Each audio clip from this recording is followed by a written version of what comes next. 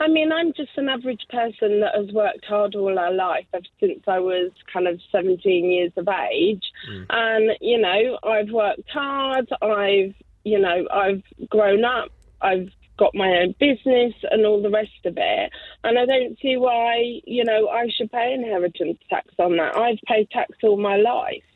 And just because I did well at it doesn't mean to say I'm not, you know, one of these top rich and famous in the top 10% of the country. I'm just an average Joe that worked hard all her life, and I don't see why I should have to pay it. Well, Sharon, if you ended up in you could argue, the very fortunate position of having to pay inheritance tax, then by definition you would be in the top 4% of the country, because only 4% of households pay it.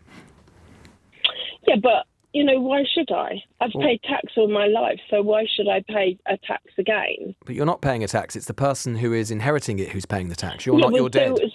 So why should they pay? Because they don't deserve it. I pay? You've just said it yourself. Yes, you they do. No, He's don't. worked. My son. Why should my son's worked hard all his life? Yeah, so he gets to keep all his income. So you know what I would prefer? I prefer he gets to keep more. We should increase things like inheritance tax and lower the income tax for your son, so he can keep more of his income as he's working, as opposed to letting his children keep more of his income or stock of income when he's dead. No, because you're just thinking. No, because I don't see that that's fair. I've paid tax all my life on my money that I've left to him, so that it gives him a better life. Yeah, but he does. But why should he then pay tax on that again? Well, he's already gonna. If you let's imagine that you leave an estate of £1 million, right?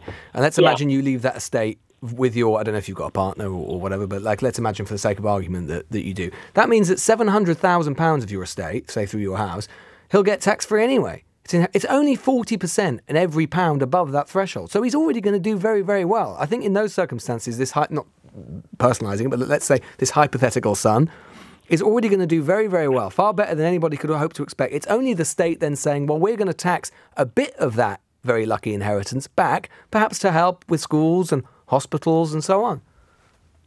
Yeah, but I've already paid tax all my life on that money towards schools and hospitals and all the rest of it. Why should I pay it again? Why should Sharon, he pay it because again? you're not paying it again. He's paying it for the first time. He would pay it. Yeah, he would pay it. But I've already paid tax on that money. But you don't get to say, we don't get to say as individuals, right, exactly where we get to pay tax, right? The whole point is that you're not paying it again. There's no double taxation. He is paying it to receive it rather than you paying it on your working of it. But I've already paid tax on that money. But you may not have done. But you may not have paid £1 of tax on it. Because, for example, if a lot of people's inheritance... No, because they won't. Because a lot of people's inheritance tax or their estate comes from house prices, right? House prices that have appreciated in wealth. So if you bought your house, I don't know, one person's bought their house for £100,000, say, I don't know, 1980 or something, and then they pass it on to their son or daughter for £1 million in 2023, they will have not paid tax on almost any of that because it will have all come from capital appreciation, which isn't subject to capital gains. But they've still worked hard in order to pay that mortgage. Yeah, but the mortgage is tiny. They're not getting the mortgage value. They're getting the capital appreciation value. Not necessarily, because the mortgage, you know... And what if they haven't worked hard? A lot of money for their mortgage. And what if they haven't worked hard? What if they've just... Basically, what if that person actually just got a house because they inherited wealth, because their father inherited wealth, because their father inherited wealth? That is the definition of inherited privilege. Someone may have worked hard, 500 years ago, but we've got to keep respecting that. Yeah, but why would you penalise them because of that? Well, because it's not fair for other people, because we're trying to create a meritocracy. Yeah, but we're trying to create a meritocracy in this country. We're trying to make sure... But you also want people to be entrepreneurs and get up and live life for themselves. You don't expect to just have handouts.